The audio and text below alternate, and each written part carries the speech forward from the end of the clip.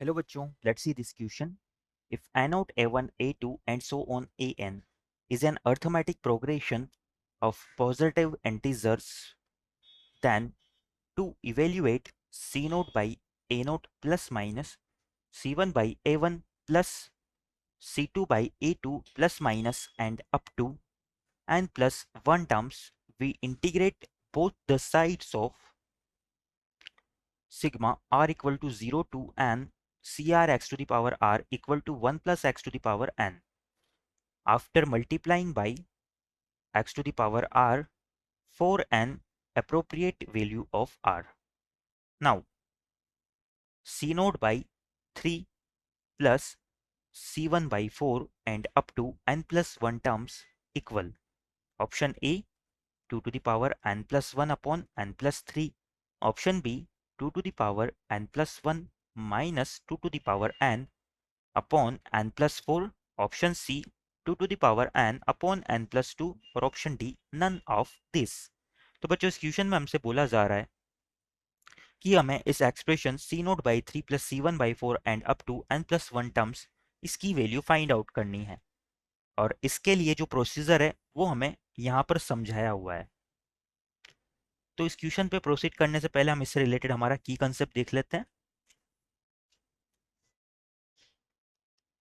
तो बच्चों की कंसेप्ट की अगर हम बात करें तो की कंसेप्ट में हम देखेंगे कि जो हमारा 1 प्लस एक्स की होल पावर n है इसका एक्सपेंशन क्या होता है. साथ ही साथ हम देखेंगे कि जो हमारा इंटीग्रेशन है 1 plus x to the power n dx यानी कि integration of x to the power n dx ये हमारा किसके इक्वल होता है. तो ये हमारा इक्वल हो जाता है x to the power n plus 1 upon n plus 1 plus ये एक इंडेफिनेट इंटीग्रेशन है तो यहाँ पर हमारा एक आर्बिट्ररी कांस्टेंट c आ जाएगा. यहाँ पर हमारी n की वैल्यूज के लिए कुछ कंडीशंस होती है. ये जो n है हमारा ये बिलोंग्स टू r होता है बट n हमारा -1 के इक्वल नहीं हो सकता है यानी कि n -1 के अलावा कोई भी रियल वैल्यू को ले सकता है. नाउ अगर हम बात करें आगे तो बच्चों यहाँ से अगर हम sigma r equal to 0 to n C r x to the power r ये हमारा किसके इक्वल होता है. तो यहाँ से हम देख सकते हैं कि ये हमारा हो जाएगा C note plus C one x plus C two x square यानी कि ये हमारा क्या आ रहा है 1 प्लस एक्स की होल पावर n. इसे मैं अगर एक्सपेंड करते हुए लिखूँ तो क्या लिख सकता हूँ 1 प्लस एक्स की होल पावर n जो है मेरा ये इक्वल हो जाएगा n C note plus n C one x plus n C two x square and so on n C n x to the power n.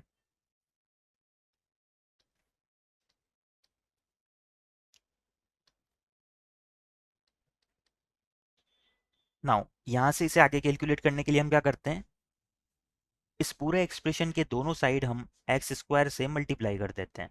तो यहाँ से हम लिख सकते हैं मल्टीप्लाइंग बाई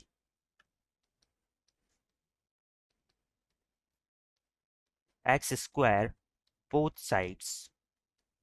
जब हम दोनों साइड्स एक्स स्क्वायर से मल्टीप्लाई करेंगे तो एलएचएस हमारा क्या हो जाएगा x square into 1 plus x की होल पावर n. और आरएचएस की बात करें तो यहाँ पर सभी टर्म्स में x की 2 पावर इंक्रीज हो जाएगी. तो यहाँ पर क्या हो जाएगा n C naught x square plus n C one.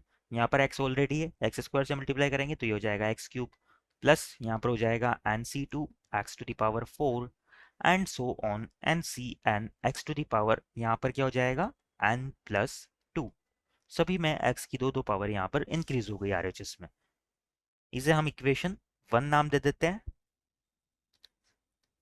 अब बच्चों ये जो इक्वेशन 1 है इसे हम क्या करते हैं इंटीग्रेट कर देते हैं दोनों साइड में x के रेस्पेक्ट में. तो यहाँ से हम लिख सकते हैं integrating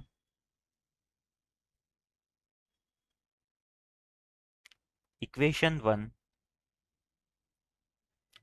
both sides with respect to x.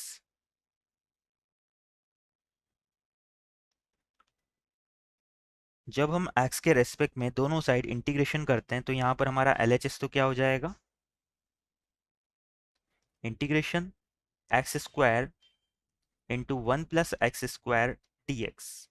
RHS की बात करें तो RHS हमारा हो जाएगा integration of n C naught x square plus n C one x cube and so on n C n x to the power n plus two. और यहाँ पर भी हमारा dx आ जाएगा। अब बच्चों यहाँ पर हम क्या करते हैं, लिमिट भी पुट कर देते हैं इंटीग्रेशन की। तो यहाँ पर हम लिख सकते हैं integrating equation one both side with respect to x with limits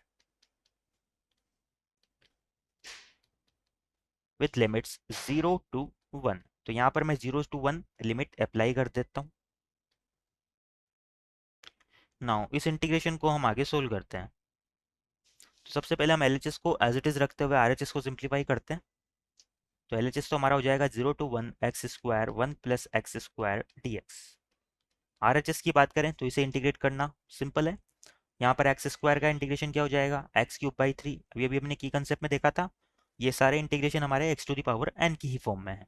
तो यहाँ से हम इजीली इन्हें इंटीग्रेट कर सकते हैं। तो ये हो जाएगा nc0 x³ / 3 plus nc1 x4/4 plus nc2 x⁵ 5/5 and so on ncn x⁴n+3/n+3। और यहाँ पर इंटीग्रेशन की लिमिट हमारी हो जाएगी 0 to 1। यहाँ पर अगर मैं लिमिट को पुट करूँ तो क्या होगा, ये हो जाएगा nc0। बच्चों जब हम जीरो पुट करेंगे तो सारे टर्म जीरो हो जाएंगे क्योंकि सभी में x की पावर है। तो यहाँ पर सिर्फ 1 ही हमें पुट करना है लिमिट के लिए। तो यहाँ पर जब हम 1 पुट करेंगे तो सभी जगह x की पावर्स हैं। तो यहाँ पर 1 पुट करने पे x की जगह क्या आ जाएगा, 1 आ जाएगा। तो ये हो जाएगा हमारा nc0/3 plus nc1/4 plus nc2/5 and so on ncn/n+3।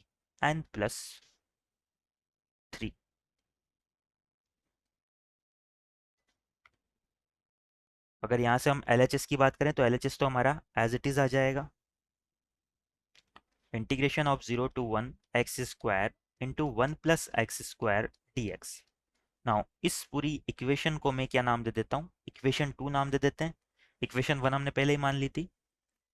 तो यहाँ से अब हम बात करते हैं जो हमारा LHS वाला पार्ट है जो कि एक इंटीग्रेशन है, इसे हम आगे सोल्व करते हैं।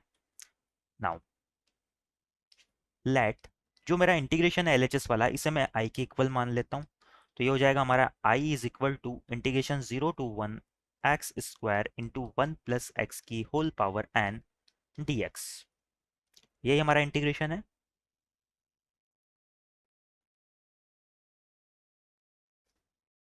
यहाँ पर हमारा x² 1 + x⁴n था, तो इसे हम करेक्ट कर लेते हैं।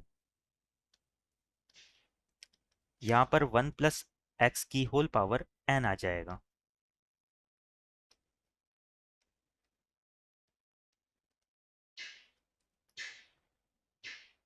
नाउ इस इंटीग्रेशन को सोल्व करने के लिए हम क्या करते हैं, 1 + x को t के इक्वल मान लेते हैं, यानी कि सब्स्टिट्यूशन मेथड को हम अप्लाई करेंगे। यहाँ पर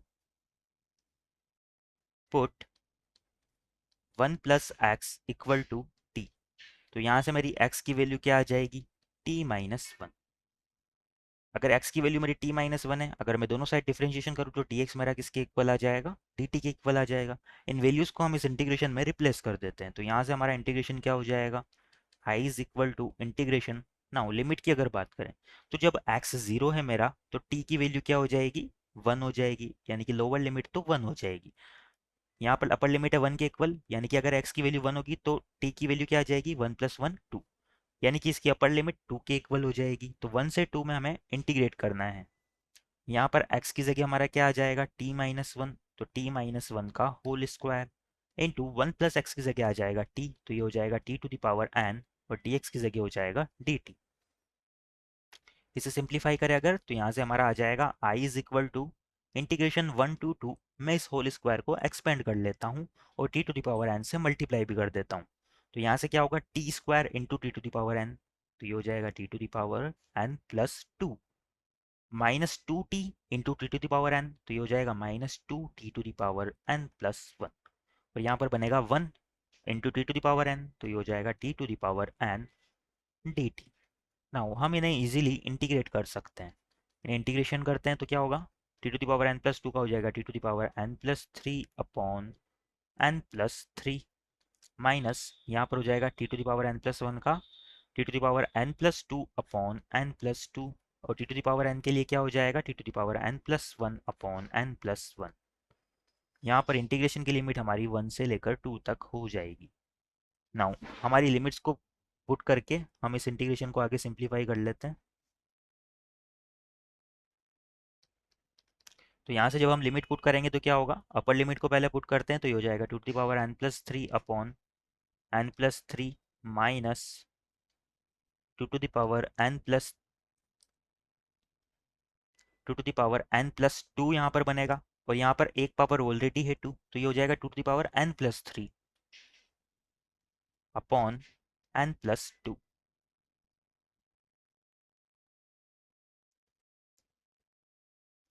और यहाँ पर ये वाला एक्सप्रेशन प्लस में है तो ये हो जाएगा two to the power n plus one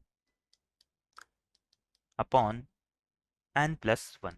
similarly minus sign के साथ अब हम लोअर लिमिट को पुट करते हैं तो ये हो जाएगा one by n plus three plus two by n plus two minus one by n plus one.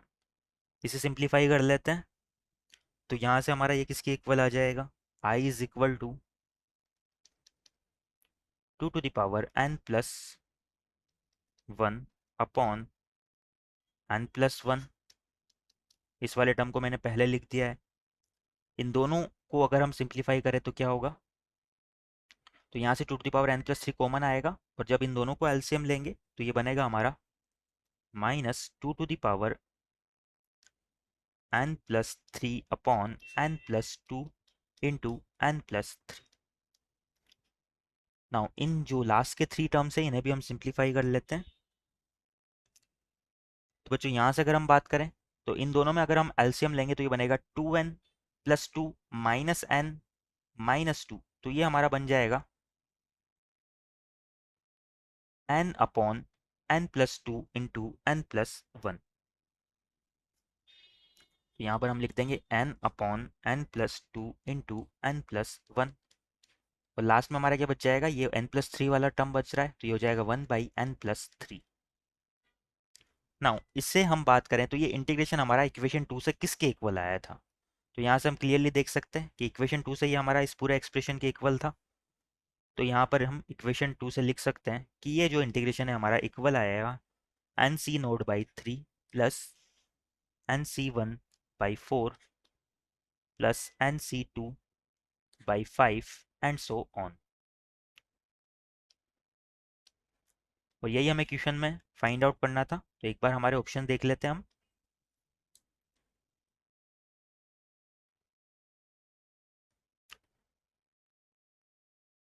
यहाँ से अगर हम ऑप्शंस की बात करें तो यही हमें फाइंड आउट करना था, C note by three plus C one by four plus C two by five and so on n plus one terms तक। तो यहाँ पर अगर हम ऑप्शंस को देखें तो हमारे कोई भी ऑप्शंस मैच नहीं कर रहा है, यानी कि option D none of this हमारा इस क्वेश्चन के रिगार्डिंग करेक्ट हो जाएगा।